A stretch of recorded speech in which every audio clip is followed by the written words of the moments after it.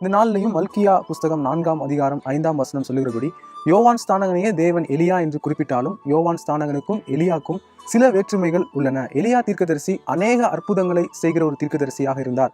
அவர் ஜெபித்த போது வானத்திலிருந்து அக்கினி இறங்கி வந்தது. தன்னுடைய சால்வை எடுத்து அடிக்கும் போது யோர்தான் 2ஆக விழுந்தது.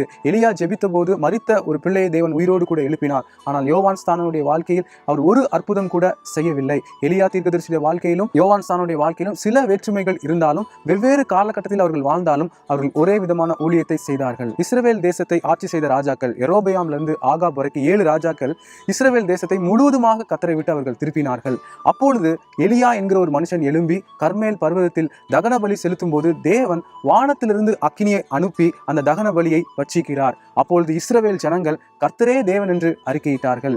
எலியா என்கிற ஒரு மனுஷனை கொண்டு தன்னை விட்டு விலகி போயிருந்த இஸ்ரவேல் ஜனங்களை மறுபடியுமாக தன் பக்கமாக தேவன் திருப்பினார். மல்கியாவிலிருந்து மத்தேயு வரைக்கும் 400 வருஷ ஒரு இடைவேளை உள்ளது. இக்காலகட்டத்தில் இஸ்ரவேல் ஜனங்களுடைய ஆவிக்குரிய நிலைமை சீராக இல்லை. அது மேடு பள்ளங்களாக இருந்தது, மலைகளும் பள்ளத்தாக்குமாக இருந்தது என்று வேதம் சொல்லுகிறது. இக்காலகட்டத்திலேயே சதுசேயர்கள் எழும்பினார்கள். அவர்கள் தேவ தூதர்களையும் உயிர்த்தெழுதலையும் நம்பாதவர்கள். அது கிரேக்க கலாச்சாரத்தில் உள்ள ஒரு காரியம். இப்படிப்பட்ட சூழ்நிலையில் யோவான் ஸ்நானகன் என்கிற ஒரு மனுஷனை தேவன் எழுப்புகிறார். அவர் வனாந்திரத்திலே பிரசங்கித்த போது அநேக ஜனங்கள் மனம் திரும்பி ஞானஸ்தானம் பெற்றார்கள். இப்படியாக யோவான் ஸ்நானகன் என்கிற ஒரு மனுஷனை கொண்டு தன்னை விட்டு விலகி போன இஸ்ரவேல் ஜனங்களை தன் பக்கமாக தேவன் மறுபடியுமாக திருப்புகிறார். எலியாவை எப்படி தேவன் பயன்படுத்தி தன் பக்கமாக ஜனங்களை கொண்டு வந்தாரோ அப்படியே யோவான் ஸ்நானகனை பயன்படுத்துவேன் என்று சொல்லிதான் யோவான் ஸ்நானகனை தேவன் எலியா என்று அழைக்கிறார். கர்த்தர் தாமே உங்களை ஆசீர்வதிப்பாராக.